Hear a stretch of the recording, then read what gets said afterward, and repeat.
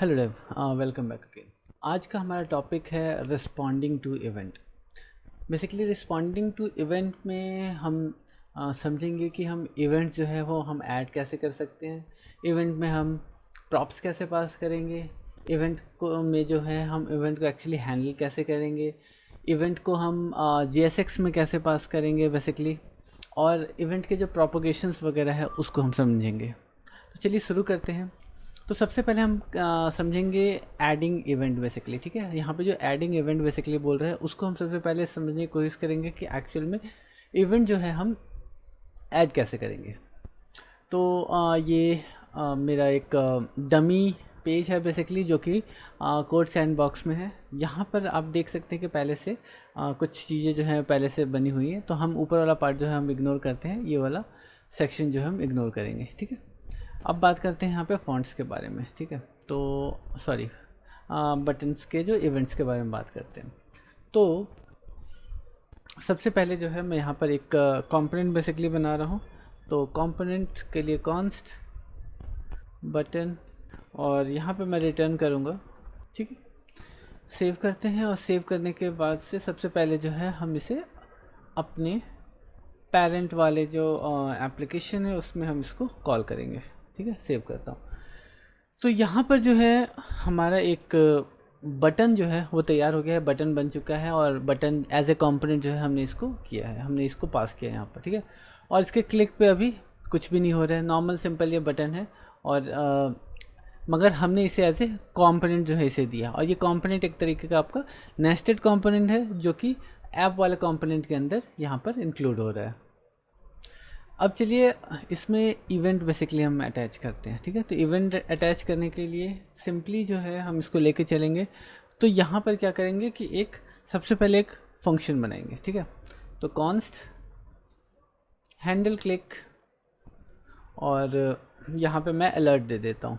ठीक है, तो यहाँ पर हमने क्या किया कि एक फंक्शन बनाया बेसिकली, फंक्शन बना के उसके अंदर जो है हमने अलर्ट जो है फंक्शन वो हमने पास कर दिया है। अब इसको यूज़ कैसे करेंगे, इसको हम नॉर्मली क्या करेंगे, ऑन क्लिक पे जो है हम इसको यहाँ पर दे देंगे। ठीक है, ये हमने पास कर दिया। हम इसको सेव करते हैं, और सेव करने के बाद जैसे मैं यहाँ पे क्लिक करूँगा आप यहाँ पे देखिए कि यहाँ पर अलर्ट जो है बेसिकली वो यहाँ पर आ रहा है। तो कभी भी जब हम JSX में हम कोई इवेंट पर्टिकुलर किसी डॉम को एक्चुअली हम पास करते हैं, तो उसके लिए जो है हम यहाँ पर ऑन क्लिक लिखते हैं। ऑन क्लिक पे हम यहाँ पर इवेंट को डायरेक्टली एक्चुअली यहाँ पे फंक्शन को हम यहाँ पर पास कर देते हैं।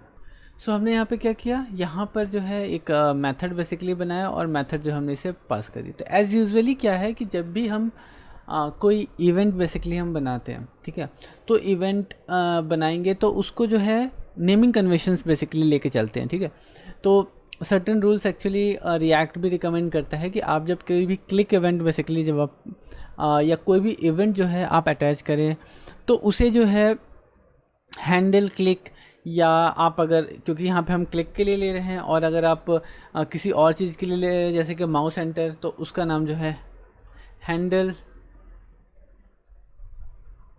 Mouse enter. तो इस तरीके से जो है आप नेमिंग को बेसिकली लेके चलें, और बेटर होगा कि आप एक सर्टेन रूल्स को लेके चलें। ये आपके लिए हेल्पफुल होगा कि फर्दर जो है आप कभी भी बैक आएंगे और अपने कोड में अगर कुछ डिफेक्ट्स हैं, कुछ चेंजेस हैं, कुछ फाइंड आउट करना है, तो वो आपको पता रहेगा कि सर्टेन रूल्स के थ्रू जो है मैंने लिखा था, मेरे लिखने का जो तरीका था वो कुछ ऐसा था। तो आपको जो है चीज़ों को सर्च करना ईजी होगा। इवन कुछ रूल्स लेके चलेंगे, और अगर रिकमेंडेड रूल लेके चलेंगे, जैसे कि कोई फ्रेमवर्क आपको रिकमेंड करता है, वो आपको बोलता है, तो इसमें ये आपके लिए बेटर होगा कि आपके अलावा अगर कोई और भी आता है कोड को देखने, कोड में कुछ चेंजेस करने, कुछ अगर फिक्सेस करने, तो वो आसानी से चीज़ों को हैंडल कर पाएगा। ठीक है, तो उसको ये चीज़ें पता रहेंगी। तो इसीलिए नेमिंग कन्वेंशंस को हमेशा लेके चलिए, ये बेस्ट प्रैक्टिसेस में आता है। तो यहाँ पर जैसे कि अब हमने क्या किया कि क्लिक हैंडलर के नाम से एक मेथड बनाया, हमने इसे पास कर दिया, और ये जो है यहाँ पर हमें अलर्ट जो है दिख रहा है। सेम इसी चीज़ को हम दूसरे तरीके से भी यहाँ पर लिख सकते हैं, जो कि हमने यहाँ पर लिखा है। ठीक है, इस चीज़ को हम ऐसे भी लिख सकते हैं, फंक्शन, और इस फंक्शन को जो है हम यहाँ पर बेसिकली नेम देंगे, तो क्लिक हैंडलर, और इसे जो है हम यहाँ पर इस तरीके से पास कर देते हैं, ठीक है। और इसमें मैं दे देता हूँ अलर्ट। सेव करते हैं और मैं अगर इस पर क्लिक करता हूँ तो अब आप यहाँ पे देखेंगे कि अलर्ट में हमें यहाँ पर हेलो आ रहा है, ठीक है। तो सेम चीज़ें हैं बेसिकली यहाँ पर। ये बाहर में पास करने का एक है कि आपको इजी रहेगा, एक फंक्शन आप मेथड अपना बना रखे हैं, आपका मेथड जो बना हुआ है इसमें और भी चीज़ें अगर आपको लिखनी होंगी तो वो आपके लिए ज़्यादा इजी होगा, ना कि डायरेक्टली आप यहाँ पर बटन्स के अंदर लिख सकते हैं। बट अगर एक सिंपल शॉर्ट वे में अगर आपको लिखना है तो आप इस तरीके से भी इसे लिख सकते हैं। यहाँ पे मेथड को डिफाइन करने के बजाय डायरेक्टली आप फंक्शन का नाम और इस तरीके से भी यहाँ पर इस चीज़ को लिख सकते हैं। सेम इसी चीज़ को अगर मैं तीसरे तरीके से बताऊं तो तीसरे तरीके से आप इसको क्या करें कि ये सारा चीज़ हटा दें और यहाँ पर जो है एरो फंक्शन जो है यहाँ पे आप प्रोवाइड कर दें, और इसे भी आप इस तरीके से भी लिख सकते हैं। अब मैं यहाँ पे क्लिक कर रहा हूँ तो देखिए अभी भी यहाँ पर हेलो आ रहा है। तो बेसिकली जो है अगर आप किसी डॉम्स पे अगर कोई इवेंट बाइंड करना चाहते हैं तो इवेंट बाइंड करने के आपके पास 3 तरीके होते हैं। एक तो है कि डायरेक्टली आप मेथड जो है डिफाइन करें, वो मेथड पास कर दे, या इसी के अंदर फंक्शन प्लस नेमिंग फंक्शन जो है, नेम वाले फंक्शन जो है वो आप इसको प्रोवाइड कर सकते हैं, और उसी के अंदर जो है आप अपने जो भी स्टेटमेंट्स जो देना है मेथड का वो आप दे सकते हैं, या फिर आप एक एनोनिमस मेथड भी आप इसको दे सकते हैं, उस एनोनिमस मेथड के अंदर भी आप चीज़ों को लिख सकते हैं, ठीक है। तो इस तरीके से जो है आप इवेंट्स जो है बेसिकली आप अपने डॉम में इवेंट्स जो है वो अटैच कर सकते हैं। फिर से मैं इसको थोड़ा सा चेंज करता हूँ। बेसिकली यहाँ पर हम बैक चलते हैं और जो बेस्ट प्रैक्टिसेस है उस प्रैक्टिसेस को फॉलो करते हैं। तो यहाँ पे मैं फिर से जो हमारा मेथड है वो मेथड मैं यहाँ पे प्रोवाइड कर रहा हूँ, और हम यहाँ पर देख सकते हैं कि ये नॉर्मली वर्क कर रहा है, हमारे यहाँ पर टेस्टिंग आ रहा है, ठीक है। इस चीज़ को कभी भी आप जब यहाँ पे मेथड पास करें, ठीक है, तो जब भी मेथड आप यहाँ पे पास करेंगे तो इसे हमेशा जो है आप फंक्शन को पास करेंगे, फंक्शन को एग्जीक्यूट नहीं करेंगे। एग्जीक्यूशंस कैसे होता है, जैसे कि अगर आप किसी फंक्शन को नॉर्मली इस तरीके से पास करें, इट्स मीन जो है आप उस फंक्शन को उसको दे रहे हैं, फर्दर जो वो उसको एग्जीक्यूट करेगा अपने साइड से। लेकिन अगर जैसे ही आप यहाँ पर ब्रैकेट आप प्रोवाइड कर देते हैं, वो क्या करता है कि उसको इमीडिएट इंटरेक्ट एक्चुअली फायर कर देता है।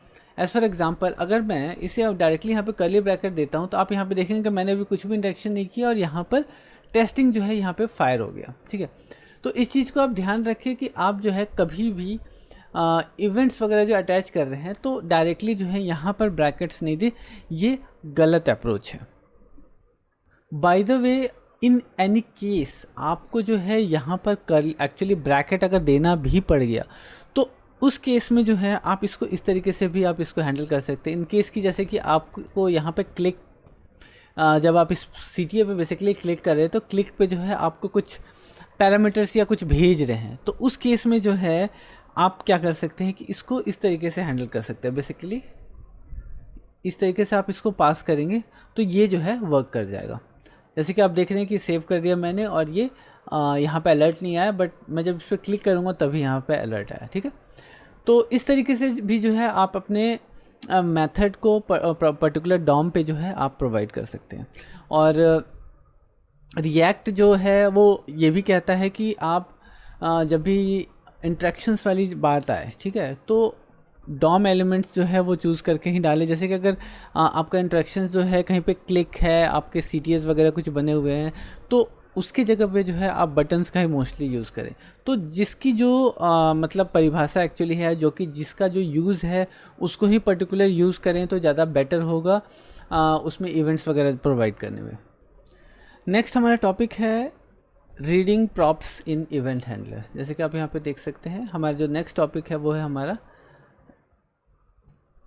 रीडिंग प्रॉप्स इन इवेंट हैंडलर, ठीक है। तो हम जो है प्रॉप्स जो है बेसिकली इवेंट हैंडलर में इवेंट्स में जो है हम रीड कैसे करेंगे, हम उसके बारे में बात करेंगे। तो जैसे कि आप यहाँ पे देख सकते हैं कि हमने क्या किया कि यहाँ पर एक बटन जो है कंपोनेंट ऑलरेडी हमने बना रखा है, जो कि हमने यहाँ पे पास किया है। और इस बटन को जो कि यहाँ पे नॉर्मली रेंडर हुआ, इसको हम दो तरीके से लिख सकते हैं। हम डायरेक्टली इस तरीके से इसको क्लोजिंग करके हम पास कर सकते हैं, जो कि सेल्फ क्लोजिंग हो गया, और यहाँ पर हमारा बटन रेंडर हो गया। दूसरे तरीके से जो है हम इसको इस तरीके से भी हम लिखते हैं, जो कि नॉर्मली डॉम एलिमेंट्स जो है हम लिखते हैं, डॉम एलिमेंट जैसे कि हमारा ए टैग हो गया, डिव टैग हो गया, उसको जिस तरीके से लिखते हैं उस तरीके से भी जो है हम यहाँ पर इनको लिख सकते हैं। ठीक है, अब यहाँ पर मैं क्या कर रहा हूँ कि कुछ वैल्यू जो है इसको मैं प्रोवाइड कर रहा हूँ। तो प्ले, ठीक है, और एक और मैं यहाँ पर सिंपली इसी कंपोनेंट को यहाँ पे ले लेता हूँ और इसको मैं कर देता हूँ पॉज। ठीक है, तो दो मैंने यहाँ पे बटन बना दी है बेसिकली, और दोनों बटन जो है यहाँ पर प्ले और पॉज के नाम से। बट यहाँ पर अभी आपको डिफरेंसेस नहीं दिख रहा है, क्योंकि हम जो है अभी इसके अंदर का वैल्यू जो है हम नहीं ले रहे हैं। ठीक है, तो यहाँ पर एक BR ले लेते हैं, BR ले लेते हैं कि ये ब्रेक यहाँ पर दिख जाए। अब इसके अंदर का जो वैल्यू हमें लेने के लिए हम क्या करते हैं, हम यहाँ पर चिल्ड्रन बेसिकली हम यहाँ पे यूज़ करते हैं। ठीक है, तो वो कहाँ से लेंगे, हम प्रॉप्स से लेंगे। तो प्रॉप्स को जो है यहाँ पर हम डिस्ट्रक्चर करेंगे बेसिकली। डायरेक्टली आप यहाँ पे प्रॉप्स ले सकते हैं। ठीक है, प्रॉप्स ले सकते हैं। तो प्रॉप्स के अंदर जो है आपको ये ऑब्जेक्ट्स बेसिकली मिल जाएगा आपको, जो कि आपको यहाँ पे चाहिए। जैसे कि मैं आपको यहाँ पे दिखा रहा हूँ, इसको क्लियर करते हैं, और क्लियर करने के बाद से कंसोल लगाते हैं, console.log और प्रॉप्स। ठीक है, आप यहाँ पे देख सकते हैं यहाँ पर कि प्रॉप्स के अंदर आपको एक बेसिकली एक ऑब्जेक्ट यहाँ पे मिल रहा है। उस ऑब्जेक्ट में चिल्ड्रन के नाम से है। ठीक है, चिल्ड्रन प्ले। ठीक है, आपका चिल्ड्रन जो है वो आपका प्ले के नाम से है, जो कि प्ले वाला ये वैल्यू मिल रहा है। दूसरा जो है आपको पॉज, जो कि आपको पॉज वाला वैल्यू मिल रहा है। ठीक है, तो दोनों ही वैल्यू जो है आपको यहाँ पे मिल रहा है। तो अब जो है हमें चिल्ड्रन को एक्चुअली यहाँ पर ग्रैब करना है। तो मैं यहाँ पर डायरेक्टली जो है इसको डिस्ट्रक्चर, एक्चुअली ऑब्जेक्ट डिस्ट्रक्शन का जो रूल है ES6 का, वो मैं यहाँ पे फॉलो कर रहा हूँ। तो यहाँ पे ले लेते हैं चिल्ड्रन। ठीक है, चिल्ड्रन ले लेते हैं, और इसी चिल्ड्रन को जो है हम यहाँ पर पास कर देंगे। तो इसको हटाते हैं और यहाँ पर चिल्ड्रन को पास कर देते हैं। तो हमारा लेवल वाला जो यहाँ पे हम इसके अंदर जो हमने वैल्यू दे रहे थे बेसिकली, वो वैल्यू जो है अब मुझे यहाँ पर मिल रहा है। ठीक है, नाउ अभी ये वर्किंग है, इसके भी क्लिक पे टेस्टिंग आ रहा है और इसके भी क्लिक पे टेस्टिंग आ रहा है। तो अभी जो है पहला प्रॉप्स वैल्यू जो है हमने ले लिया, जो कि हम अभी इस कंपोनेंट के जो बीच में हमने प्रोवाइड किया उसके थ्रू। ठीक है, दूसरा अब हमें क्या करना है कि यहाँ पर इवेंट हैंडलर का जो है वो प्रॉप्स हमें एक्चुअली लेना है। ठीक है, तो इवेंट हैंडलर का प्रॉप्स लेना है, तो बेसिकली तो हम यहाँ पर एक प्रॉप्स डिफाइन करेंगे। तो मैसेज इक्वल टू यहाँ पर प्ले मूवी, और दूसरा जो है यहाँ पर हम यहाँ पर इसके लिए भी हम यहाँ पे प्रोवाइड कर देते हैं यहाँ पे पॉज। ठीक है, प्ले और पॉज के नाम से हमने यहाँ पर दोनों के लिए मैसेज दे दिया। अब ये मैसेज भी जो है हम यहाँ पे ले सकते हैं। तो MSG यहाँ पे मैसेज, अब इस मैसेज में के अंदर जो है हमें ये वैल्यू यहाँ पर मिल जाएगा। ठीक है, तो इसी वैल्यू को हमें यहाँ पर एक्चुअली ऑन क्लिक पे हमें दिखाना है। तो इसलिए हम क्या करेंगे कि इस मैसेज को डायरेक्टली हम यहाँ पर पास करेंगे। ठीक है, सेव करते हैं, और जैसे मैं यहाँ पे प्ले पे क्लिक कर रहा हूँ, आप यहाँ पे देखिए प्ले मूवी आ रहा है, और यहाँ पे मैं अगर पॉज करता हूँ तो हमारा पॉज मूवी आ रहा है। ठीक है, दोनों चीज़ें जो है यहाँ पर प्रॉपर्ली आ रही हैं। जो भी हमने यहाँ पर इवेंट हैंडलर के लिए जो हमने यहाँ पे प्रॉप्स पास किया, वो प्रॉप्स जो है चीज़ें यहाँ पे दिख रही हैं। तो ये नॉर्मल है बेसिकली। प्रॉप्स क्या होता है बेसिकली, आप किसी कंपोनेंट को कुछ पैरामीटर्स बेसिकली आप भेजते हैं। किसी जैसे कि कोई फंक्शन है, और उस फंक्शन का जो आप पैरामीटर कुछ डिफाइन कर रखा है आपने, जैसे कि एग्जांपल के तौर पे अगर मैं आपको बताऊं, तो सेम चीज़ है, XYZ के नाम से अगर एक मेथड बना हुआ है, और इसके अंदर जो है मैं A, B और C अगर कुछ मैं पैरामीटर्स भेज रहा हूँ, बेसिकली वही पैरामीटर्स जो है वो आपका एज ए प्रॉप्स जो है रिएक्ट के टर्म में अगर मैं बात करूँ, तो रिएक्ट के टर्म में एज ए प्रॉप्स जो है वो एज ए एक सिंगल ऑब्जेक्ट आता है, जो कि आप कंपोनेंट के अंदर उसको यूज़ करते हैं। नेक्स्ट जो हमारा टॉपिक है वो है हमारा passing event handler as props. ठीक है, अभी जो हमने यहाँ पे क्या किया था कि यहाँ पर हमने कुछ वैल्यूज़ बेसिकली भेजे थे, और उसके क्लिक पे जो है हम क्या कर रहे थे कि यहाँ पर इवेंट्स जो है यहाँ पर ट्रिगर कर रहे थे। बट आप चाहें तो एज ए प्रॉप्स जो है इवेंट हैंडलर्स जो है वो भी आप इसको प्रोवाइड कर सकते हैं। एज़ फॉर एग्जांपल अगर मान लीजिए कि मेरा ये इवेंट हैंडलर है, मैं उसी इवेंट हैंडलर को यहाँ पर कॉपी कर लेता हूँ और इस इवेंट हैंडलर को जो है मैं यहाँ पर पास करता हूँ, ठीक है। तो यहाँ पर इसको मैं कुछ दे देता हूँ, और ये जो इवेंट हैंडलर है बेसिकली इसे हम यहाँ पे पास कर रहे हैं, तो इसकी अभी हमें यहाँ पे ज़रूरत नहीं है, बट लिव इट, उसको ऐसे ही छोड़ देते हैं। और क्लिक हैंडलर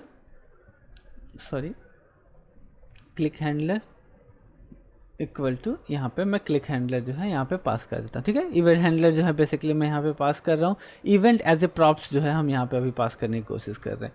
तो कोई मतलब सिंपल सी चीज़ है, आप एज ए मतलब पैरामीटर जो है, एज ए परम जो है आप कुछ भी पास कर सकते हैं, आप वैल्यू पास कर सकते हैं, ऑब्जेक्ट्स पास करते हैं, इवन इवेंट भी जो आप यहाँ पर पास कर सकते हैं। नाउ ये हमारा जो है हमने यहाँ पे इसको पास कर दिया, और ये एक्चुअली इसके साथ कन्फ्लिक्ट कर जाएगा। सो मैं सिर्फ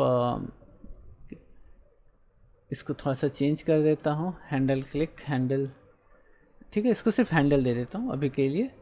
तो ये जो है उसके साथ कन्फ्लिक्ट नहीं करेगा। इसको हम कॉपी करते हैं और यहाँ पे इसे हम पास कर देते हैं बेसिकली, क्योंकि ये जो वैल्यू है वही जो है हमें यहाँ पर मिलेगा, ठीक है। नाउ अब इसे जो है हमें यहाँ पे ट्रिगर करवाना है, तो अगेन हम इसे चाहें तो हम डायरेक्टली जो है यहाँ पर हम इसको इस तरीके से भी हम इसको पास कर सकते हैं। सेव करते हैं और आप यहाँ पे देखिए, यहाँ पे क्लिक पे यहाँ पे आपका हेलो आ रहा है, दूसरे के क्लिक पे भी आपका यहाँ पर हेलो आ रहा है। और या तो फिर हम इसको जो है ये पूरा का पूरा रीड कर देते हैं, इसको डिलीट कर देते हैं और इसको यहाँ से सेव कर देते हैं। सेव करके जैसे मैं यहाँ पे क्लिक कर रहा हूँ तो यहाँ पर मेरा जो है हेलो जो है वो प्रॉपरली यहाँ पर देखिए प्रिंट हो रहा है, ठीक है। हमारा जो अलर्ट बॉक्स है बेसिकली वो यहाँ पर प्रिंट हो रहा है। तो इस तरीके से जो है आप मेथड भी जो है आप अपने किसी कंपोनेंट को जो है जो आपका नेस्टेड चाइल्ड कंपोनेंट है उसे आप पास कर सकते हैं। आगे बढ़ते हुए यहाँ पर अगर रिएक्ट के डॉक्यूमेंटेशंस में हम देख रहे हैं तो यहाँ पर रिएक्ट जो है ये स्पेशली रिकमेंड कर रहा है कि जब भी आप कोई इवेंट बेसिकली, ठीक है, कोई भी इवेंट हैंडलर अगर आप यूज़ कर रहे हैं तो बेटर होगा कि जो है इसके HTML का जो अप्रोप्रिएट जो टैग्स है बेसिकली उसको आप उसको यूज़ किया करिए। एज फॉर एग्जांपल ये कह रहा है कि क्लिक यूज़, जब आप क्लिक इवेंट जो है कुछ अटैच कर रहे हैं तो वहाँ पर बटन यूज़ करिए, ना कि डिव यूज़ करिए, ठीक है। बटन यूज़ करने का बेसिकली आपको फ़ायदा ये होगा कि आप जो है उसके बिहेवियर्स जो है, ठीक है, जो उसके इनबिल्ड बिहेवियर जो है ना, ठीक है, जो ब्राउज़र आपको प्रोवाइड करते हैं वो सारी चीज़ें जो है आप प्रॉपरली एनेबल कर पाएंगे। अदर देन दैट जो है मतलब ये प्रॉपरली उसके साथ रिस्ट्रिक्ट नहीं है कि आपको ऐसे ही करना है, बट अगर आप इसको करेंगे, फॉलो करेंगे तो आपको बेटर रिजल्ट मिलेगा। अदर देन दैट जो है आपके पास जितने भी डॉम एलिमेंट्स हैं उनको जो है आप अपने हिसाब से जो है कस्टमाइज़ कर सकते हैं और उनमें एक्सेसिबिलिटीज़ जो है मार्कअप जो है आप आराम से यूज़ कर सकते हैं। मगर बेटर होगा कि जितने भी डॉम एलिमेंट्स हैं उनके जो डिफ़ॉल्ट फीचर्स बेसिकली हैं उनको जितना अच्छे तरीके से यूज़ करेंगे, जितना ज़्यादा यूज़ करेंगे, आपका वेबसाइट जो है उतना लाइट एंड फास्ट होगा। इससे कोई फ़र्क नहीं पड़ता कि रिएक्ट जो है वो आपका वर्चुअल डॉम जो है वो यूज़ कर रहा है। कहीं ना कहीं जो है इसका एक्चुअली रेंडरिंग होता है, इसका कैलकुलेशंस बेसिकली होता है, आपका डॉम ट्री जो है वो तैयार होता है, चाहे वो वर्चुअल ही क्यों ना, उससे कोई फ़र्क नहीं पड़ता। तो इस चीज़ को जो है ऑप्टिमाइज़ करने के लिए जितना ज़्यादा आप उसके डिफ़ॉल्ट बिहेवियर्स पे डिपेंडेंसी आप बनाएंगे उतना ज़्यादा अच्छा होगा आपके एप्लीकेशंस के लिए। अब आगे हम बात करेंगे, हमारा जो नेक्स्ट टॉपिक है बेसिकली वो है हमारे यहाँ पर इवेंट प्रोपगेशंस, ठीक है। सो इवेंट प्रोपगेशंस बेसिकली क्या होता है उसको आपको मतलब समझना ज़रूरी है, क्योंकि कई बार जो है आप इवेंट्स जो है किसी चीज़ पे अटैच करते हैं और आपको जो है रिज़ल्ट कुछ डिफरेंट मिलने लगता है, ठीक है।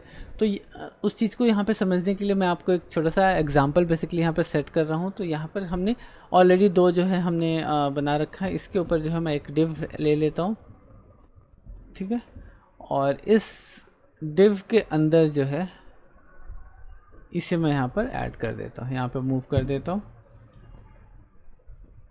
ठीक है। अब मैं क्या करता हूँ कि यहाँ पर जो है एक और इवेंट अटैच कर रहा हूँ, ठीक है, ऑन क्लिक, और इसके अंदर जो है यहाँ पर हम मेथड बेसिकली हम डिफाइन कर रहे हैं alert I am a div, ठीक है, सेव करते हैं, ठीक है। ओके, ये यहाँ पर दिख नहीं रहा है तो यहाँ पे इसको थोड़ा सा स्टाइलिंग दे देते हैं, स्टाइल, और स्टाइल जो है हम हमेशा ऑब्जेक्ट देते हैं, तो यहाँ पर बैकग्राउंड,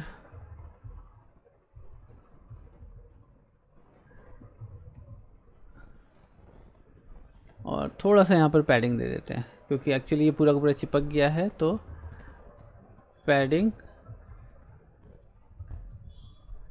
ठीक है। तो ये इसको और थोड़ा सा मैं बढ़ा देता हूँ 20 पिक्सल, ठीक है, सेव करते हैं। अब जैसे ही मैं यहाँ पे क्लिक करूँगा आप देखिए यहाँ पर जो है आई एम डिव जो है यहाँ पर अलर्ट हो गया, ठीक है, मैंने डिव पे क्लिक किया, ठीक है। उसके बाद से मैं जाता हूँ यहाँ पे प्ले पे क्लिक करता हूँ, हेलो आया जो कि नॉर्मली हमने पहले लगा रखा था, यहाँ पे इवेंट आया, और देन जो है अगेन यहाँ पर आई एम डिव आ गया। तो आप देख सकते हैं कि यहाँ पर क्लिक तो मैंने प्ले पे किया, ठीक है, लेकिन यहाँ पर आप देख सकते हैं कि यहाँ मुझे जो है 2 बार जो इवेंट है यहाँ पर ट्रिगर हुआ, 2 बार इवेंट ट्रिगर हुआ। बेसिकली एक ट्रिगर हुआ हमारे CTA के लिए, और दूसरा जो हमारा ट्रिगर हुआ वो हमारा हुआ हमारे डिव के लिए, क्योंकि वो जो डिव है वो हमारे दोनों इस एक्चुअली कंपोनेंट जो हमारा बटन कंपोनेंट है उसको अपने अंदर रखा है, एक्चुअली वो उसका चाइल्ड है, जिसकी वजह से जब हम प्ले पे हम यहाँ पे क्लिक करते हैं तो प्ले पे क्लिक करने पे क्या होता है कि वो इसका तो क्लिक लेता ही है, साथ ही साथ जो है वो इवेंट जो है वो बबल करता है। बेसिकली एक्चुअली इवेंट बबलिंग का यहाँ पे कॉन्सेप्ट है, तो इवेंट जो है वो बबल करता है। बबल क्या है, हमेशा ऊपर की ओर जाता है, ठीक है। तो इवेंट जैसी बबलिंग हुआ, फर्स्ट जो है हमारा प्ले पे ट्रिगर हुआ, देन जो है वो डिव पे गया, अब वहाँ पे देखा वहाँ पर भी एक इवेंट है तो वो भी ट्रिगर हुआ, ट्रिगर होने के बाद से जो है हुआ, तो हमें 2 बार जो है एक्चुअली रिजल्ट मिल गया, ठीक है। तो इसको कंट्रोल करने का क्या तरीका है उसको हम देखते हैं।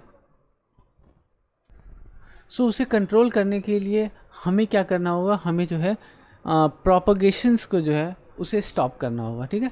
तो प्रोपगेशन को स्टॉप करने के लिए हम क्या करेंगे, यहाँ पर जो है इसका इवेंट का जो हमें रिटर्न वैल्यू जो मिलता है उसे हम यहाँ पर लेंगे। तो नॉर्मली हम ये जावास्क्रिप्ट में भी होता है, तो नॉर्मली हम यहाँ पर ई कर देंगे। ई जो है हमें उस इवेंट के सारे प्रॉपर्टीज़ बेसिकली और उसके मेथड्स जो है वो प्रोवाइड करता है। तो ई डॉट स्टॉप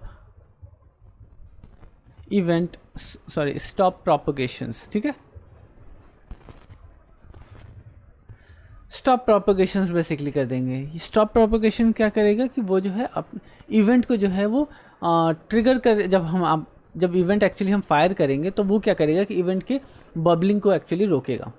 तो चलिए देखते हैं, जैसे कि अगर मैं यहाँ पे प्ले पे क्लिक कर रहा हूँ तो आप ये देखिए हेलो आया, लेकिन हमारा जो है वो आई एम ए डिव वाला जो सेक्शन है वो यहाँ नहीं आया। जैसे कि मैं यहाँ पे डिव पे क्लिक करता हूँ तो देखिए आई एम ए डिव आया, बट यहाँ पे जब प्ले पे क्लिक करता हूँ तो ये जो है प्ले वाला जो हमारा हेलो तो आ गया, but I am a div वाला जो सेक्शन है वो यहाँ पर नहीं आया। तो इस तरीके से आप जब इवेंट्स बेसिकली आप लिख रहे हैं, आपका एक चाइल्ड पे भी अगर कुछ इवेंट अटैच्ड है और पेरेंट पे भी इवेंट अटैच है, तो उस केस में आप स्टॉप प्रोपगेशंस के थ्रू जो है इवेंट के बबलिंग्स को बेसिकली रोक सकते हैं। इवेंट को जो है अपर आपके पेरेंट्स है, पेरेंट्स तक जाने के लिए में आप रोक सकते हैं, और रोक के आप अपने कुछ अनएक्सपेक्टेड जो बिहेवियर आपको कहीं फील हो तो वो सब चीज़ों को जो है आप हैंडल कर सकते हैं।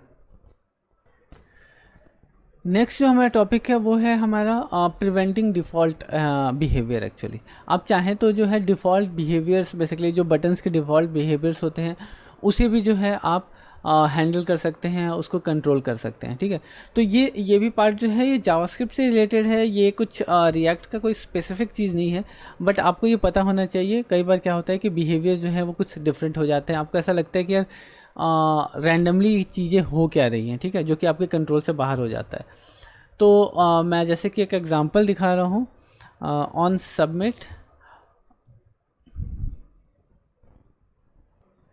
तो यहाँ पर जो है हमने ऑन सबमिट अलर्ट यहाँ पे हमने दे दिया, और अलर्ट देके हमने यहाँ पर एक इनपुट बॉक्स बना के और इसे बटन जो है यहाँ पे सेंड कर दिया।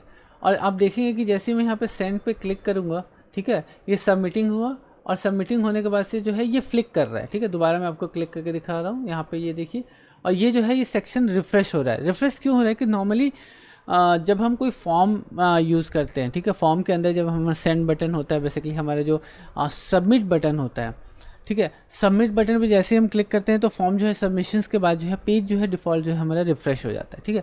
तो उसको कंट्रोल करने के लिए आपको यहाँ पे क्या करना है, आप जो है इसका जो डिफ़ॉल्ट बिहेवियर है उस डिफ़ॉल्ट बिहेवियर को जो है आप रीसेट कर सकते हैं, उसको रोक सकते हैं, ठीक है। तो उसके लिए आपका होता है e.prevent default, ठीक है। प्रिवेंट डिफ़ॉल्ट करते ही क्या होगा कि आपके इसका जो डिफ़ॉल्ट बिहेवियर है, बेसिकली जो पेज का रिफ़्रेश करना, ये पेज रिडायरेक्शन करना, जो कि नॉर्मली फॉर्म्स के साथ होता है, वो चीज़ें जो है आप यहाँ पर ओवरराइड कर सकते हैं, ओवरराइड कर सकते हैं, ठीक है। नाउ अगर मैं अब जो है इसके ऊपर मैं क्लिक करता हूँ तो आप यहाँ पे देखिए कि सबमिशंस अलर्ट तो आ गया, लेकिन ये जो है यहाँ पर फ्लिक नहीं किया, ठीक है। इट्स मीन कि हमने जो है इसका डिफ़ॉल्ट बिहेवियर जो था, जो कि क्लिक करने पे जो यहाँ पर रीसेट हो रहा था, जो कि पूरा पेज रिफ़्रेश हो जा रहा था, उस चीज़ को जो है हमने यहाँ पे कंट्रोल किया। और वो किससे कंट्रोल किया, यहाँ पर प्रिवेंट डिफ़ॉल्ट से। तो यहाँ पर हमने जावास्क्रिप्ट के दो मतलब बेसिक चीज़ें हमने देखी। एक तो हमारा प्रिवेंट डिफ़ॉल्ट और एक जो है हमारा स्टॉप प्रोपोगेशन, ठीक है। इन दो चीज़ों से जो है हमने इसके डिफ़ॉल्ट बिहेवियर्स में जो है कंट्रोल किया एक्चुअली। सो आज हमने रिस्पॉन्डिंग टू इवेंट्स के जो हैं काफ़ी सारे सेक्शन, इसका पूरा सेक्शन जो है हमने कंप्लीट किया। प्लस हमने इवेंट को अटैच करना, हमने आज क्या क्या सीखा, इवेंट को अटैच करना सीखा डॉम में, और इवेंट को किस किस तरीके से आप अटैच कर सकते हैं, किस तरीके से जो है आप पैरामीटर्स जो है पास कर सकते हैं इवेंट्स को, और इवेंट को एज ए पैरामीटर कैसे पास कर सकते हैं, और किस तरीके से आपको यूज़ नहीं करना है बेसिकली मेथड को फॉर द पर्टिकुलर मतलब कंपोनेंट पे किस तरीके से आपको यूज़ नहीं करना है। प्लस हमने जो डिफ़ॉल्ट बिहेवियर है, जो हमारे HTML के डॉम्स जो होते हैं उनके डिफ़ॉल्ट बिहेवियर्स हैं, उन बिहेवियर्स को जो है ओवरराइड करा और अपने हिसाब से उसको कस्टमाइज़ करने की हमने कोशिश की थ्रू स्टॉप प्रोपोगेशंस और हमारा यहाँ पर प्रिवेंट डिफ़ॉल्ट के थ्रू। सो आज के लिए इतना ही। इससे पहले जो है हमने यहाँ पर quick start installation, describe UI और जो है हमने ऑलरेडी कंप्लीट कर लिया है, और डिस्क्रिप्शन में मैं उसका लिंक डाल दूँगा।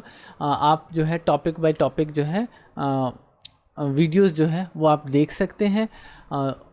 फर्दर जो है हम बात करेंगे नेक्स्ट वीडियो में स्टेट के बारे में बेसिकली, और कंपोनेंट मेमोरी जिसको कहते हैं एक्चुअली। तो अगले वीडियो में जो है हम इसके बारे में डिस्कस करेंगे। और अगर जानकारी पसंद आई हो तो लाइक, सब्सक्राइब, शेयर करना ना भूलें।